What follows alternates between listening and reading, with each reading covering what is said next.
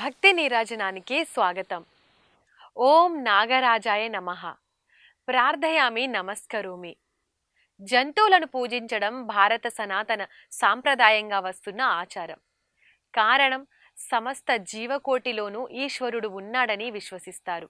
అంతేకాకుండా మానవుడి మనుగడ ఆరంభమైనప్పటి నుండి జంతువులతో కలిసి జీవిస్తున్నాడు, ప్రకృతిని ఆరాధిస్తున్నాడు. అందులో భాగంగానే సర్పాలను కూడా పూజిస్తున్నాడు.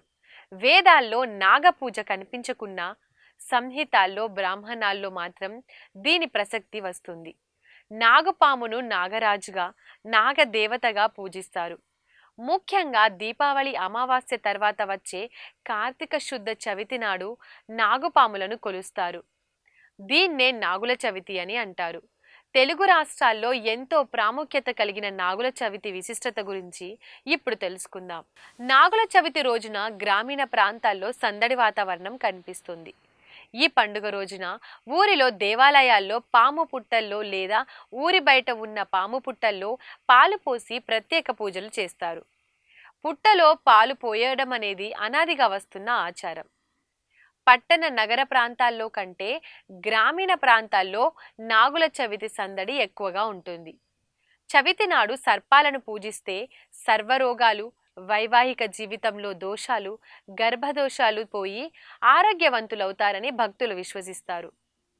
అందుకే దేశమంతటా పలు దేవాలయాల్లో నాగేంద్రుని విగ్రహాలు కనిపిస్తూనే ఉంటాయి. ఈ నాగుల చవితి నాడు నాగేంద్రుడు శివునికి వాసుకిగా, శ్రీ మహావిష్ణువుకు శేషుడిగా తోడు ఉంటాడని చెబుతారు. కాబట్టి ఈ చవితి రోజున భక్తులు ప్రత్యేక పూజలు చేసి నాగేంద్రునికి తమ నైవేద్యాలను సమర్పిస్తారు. ఇలా చేయడం ద్వారా సర్వరోగాలు పోయి సౌభాగ్యులవుతారని నమ్మకం. అలాగే కుజదోషం, కాలసర్పదోషానికి ఆదిదేవుడు సుబ్రహ్మణ్య స్వామి కాబట్టి నాగుపాము పుట్టకు పూజ చేస్తే కలత్ర దోషాలు తొలగుతాయని శాస్త్రాలు చెబుతున్నాయి.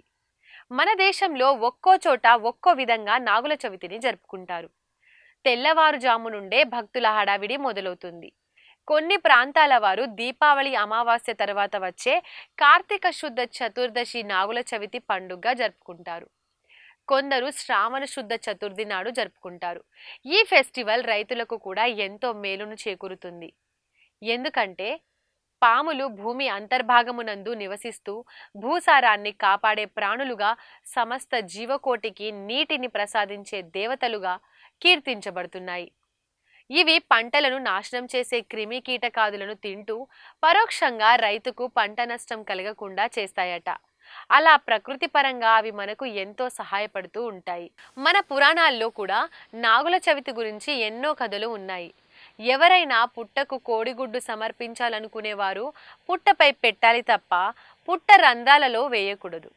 పాము పుట్టలోకి వెళ్లే మార్గానికి అంతరాయం కలిగించకూడదు. పుట్టపై బియ్యం పిండిలో చక్కెర కలిపి పుట్టపై చల్లాలి.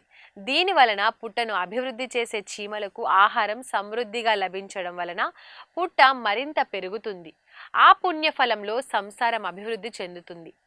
ఇక పూజ కొరకు తీసుకువెళ్లిన పసుపు, కుంకుమ పూలతో అలంకరణ చేసుకొని బెల్లంతో వండిన పరమాన్నం నైవేద్యంగా పెట్టాలి. మీ కోరికలు తీరడానికి బంగారం, వెండితో చేసిన సర్పాలను పుట్టలో వేసి ధూప దీప నైవేద్యాలు సమర్పించిన తర్వాత కొబ్బరికాయ కొట్టి ఆ నీళ్లను పుట్టపై చల్లాలి. చివరగా అక్షింతలు చేతిలో పట్టుకొని మనస్సులో దాగి ఉన్న కోరికలను నాగదేవతకు విన్నవించుకుంటూ పుట్ట చుట్టూ 3 ప్రదక్షిణలు భక్తి శ్రద్ధలతో చేయాలి. హారతి ఇచ్చి నమస్కారం చేసుకోవాలి. ఇక్కడ మగవారు సాష్టాంగ నమస్కారం, ఆడవారు మోకాలిపై వంగి, అదే గర్భిణీ స్త్రీలు అయితే నిలబడి నమస్కారం చేసుకోవాలి. సంతాన సమస్యలు ఉన్న స్త్రీలు పుట్టపై ఉన్న తడి మట్టిని కొంత తన చేతితో తీసుకొని పొట్ట భాగంలో రాసుకోవాలి. ఇలా చేస్తే పిల్లలు కాని వారికి గర్భ సంబంధమైన దోషాలు తొలగుతాయని అంచెలంచెల విశ్వాసం. కాబట్టి భక్తితో నాగదేవతకు పూజ చేస్తే సమస్త దోషాలకు చక్కని నివారణ మార్గం. ఇక యోగశాస్త్రం ప్రకారం మానవ శరీరం అనే పుట్టకు 9 రంధ్రాలు ఉన్నాయి. వీటినే నవరంధ్రాలు అని అంటారు. మానవ శరీరంలో నాడులతో నిండి ఉన్న వెన్నెముకకు వెన్నుపాము అంటారు. అందులో కుండలిని శక్తి మూలాధార చక్రంలో పాము ఆకారం వలె ఉంటుందని యోగశాస్త్రం చెబుతోంది. ఇది మానవ శరీరంలో నిద్రావస్థలో ఉంటూ కామ క్రోధ లోభ మోహ మద మాత్సర్యాలనే విషాలన్నీ చిమ్ముతూ మానవునిలో సత్వగుణ సంపత్తి హరించి వేస్తుందని చెబుతారు. అందుకే నాగుల చవితి రోజున ప్రత్యక్షంగా విషసర్ప పుట్టలను ఆరాధించి పుట్టలో పాలు పోస్తే మానవునిలో ఉన్న విషసర్పం కూడా శ్వేతతత్వం పొందుతుంది. శ్రీహరికి తెల్లని శేషపాన్పుగా మారాలనే కోరికతో ఈ విధంగా చేస్తుందట. పుట్టలో పాలు పోయడానికి గల కారణం ఇదేనని మన పెద్దలు చెబుతుంటారు. అంతేకాదు, పాము పుట్టలో పాలు పోసేటప్పుడు పిల్లల చేత పెద్దవాళ్ళు ఇలా చెప్పిస్తారు: పొరపాటున నడుము తొక్కితే నావాడనుకో, పడగ తొక్కితే పగవాడు కాదనుకో, తోక తొక్కితే తోటివాడనుకో, నా కంట నువ్వు పడకు, నీ కంట నేను పడకుండా చూడు తండ్రి అని చెప్పిస్తారు. అయితే మన శాస్త్రీయతను విశ్వసిస్తే పుట్టలో పాలు పోయకూడదని అంటారు. ఎందుకంటే పాముకు పాలు అరగవు.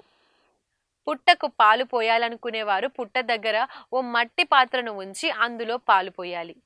పుట్టలో పాలు పోసినప్పుడు లోపల ఉన్న పాముకు ఊపిరాడక దానికి హాని తలపెట్టిన వారు అవుతారు.